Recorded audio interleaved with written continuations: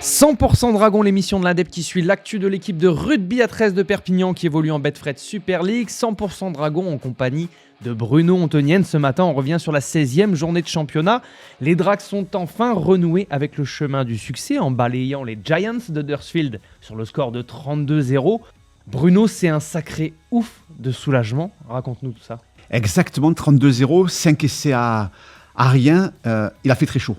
Les joueurs m'ont dit c'est la première fois. Alors, je pensais qu'ils avaient un peu plus, pas l'habitude, mais qu'ils avaient déjà joué sous de telle chaleur. Ils m'ont dit que c'était la première fois qu'ils ressentaient autant de chaleur sur un terrain. On a frôlé les 40 degrés.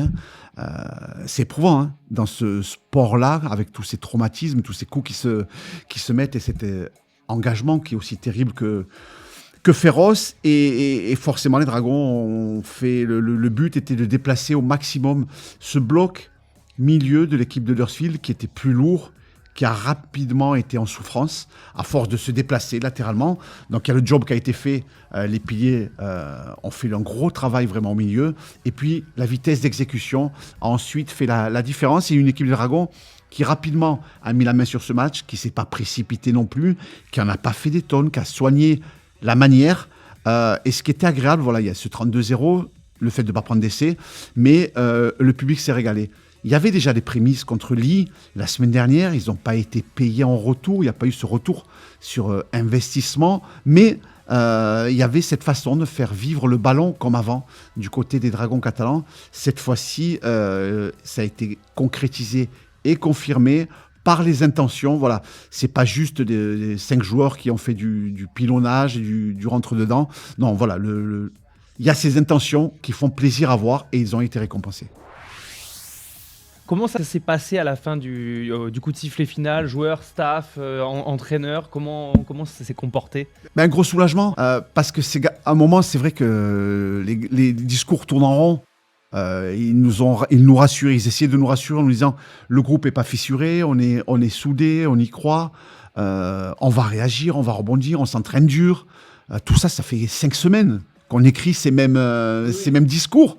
Il y avait du positif de partout, mais il n'y avait jamais les actes à leur parole. Cette fois-ci, il y a eu donc ce profond soulagement, malgré le fait qu'il manquait encore 8 joueurs du côté des Dragons catalans, mais ils ont fait ce qu'il fallait pour étouffer vraiment cette équipe de Huddersfield qui a été en souffrance totale à partir de l'heure de jeu.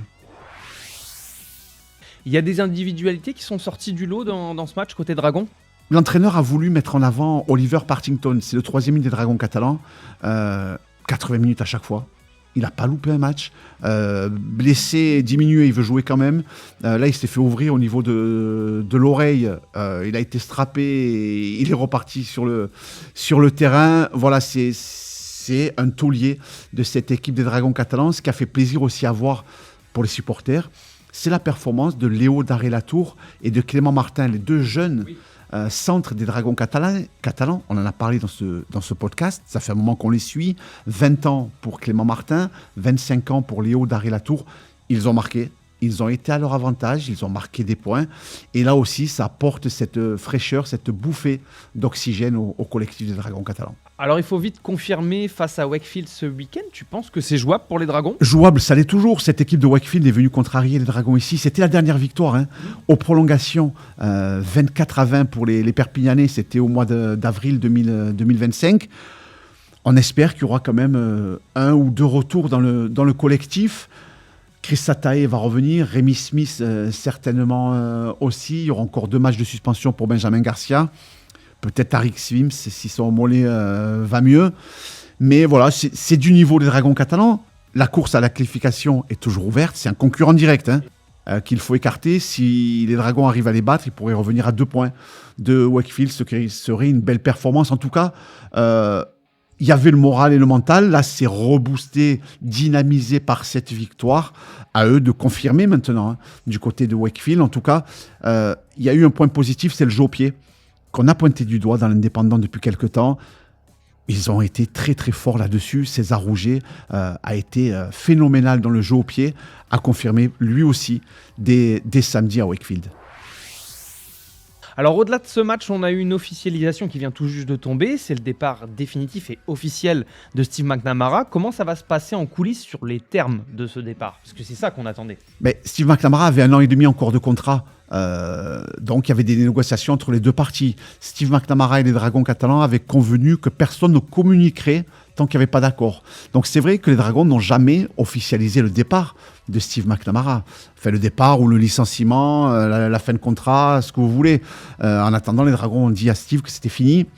Ça fait 1 mois et demi, ça n'a pas été écrit. On le savait, Joel Tomkins a pris les commandes parce qu'il faut que l'équipe avance. Ça a été difficile pour Joel Tomkins, qui vient de valider enfin sa première victoire. Et Steve McNamara avait une deadline, une nouvelle deadline jusqu'à ce lundi 10h. Et il a accepté la proposition financière des Dragons catalans, qui visiblement est intéressante pour les deux parties. Donc voilà, chacun a fait un effort. Steve McNamara a fait l'effort. Les Dragons l'ont fait aussi. Et tant mieux, c'est bien de clarifier aussi cette situation, parce que c'est cette situation-là qui permet aussi d'avancer pour l'avenir. Est-ce que Joel Tomkins va conduire les rênes des Dragons catalans en 2026 ? On ne le sait pas. Pourquoi pas ? Mais ce qui permet aussi de dégager une enveloppe financière pour le recrutement d'un entraîneur pour la saison prochaine, un nouveau ou Joel Tomkins. En tout cas, les Dragons ont maintenant les coups des franches vraiment pour s'installer à la table des négociations et trouver le futur coach des Drax. Très bien. On termine peut-être par un petit mot par la présence de Jérôme Le Banner sur le stade. Pourquoi il était là? Comment ça s'est passé? Est-ce qu'il a apprécié le spectacle? Alors, il était là pour présenter la Super League MMA, l'étape de la Super League MMA qui aura lieu le 13 décembre à Perpignan. Ça a été reporté, ça devait avoir lieu là début juillet. Finalement, ça a été reporté. Donc, il était en promotion. On a suivi cette conférence de presse pour l'Indépendant. Ce sera à suivre certainement cette semaine ou la semaine prochaine avec une interview exclusive. Il a donné le vrai faux coup d'envoi. Il a échangé avec Benjamin Garcia. Il a eu chaud et j'ai échangé avec lui un petit peu à la mi-temps. Il est parti ensuite au déferlante, mais voilà, il tenait à assister à ce spectacle. Mais ce qui l'a surpris, c'est de voir cet engagement malgré la chaleur. Voilà, c'est que les garçons prennent des coups, se relèvent, continuent, courent, avancent, reculent. Et ça, pendant 80 minutes, ça l'a un petit peu bluffé. Oui, et puis il apprécie les guerriers en général. Ouais, ça lui plaît. Merci Bruno. Merci.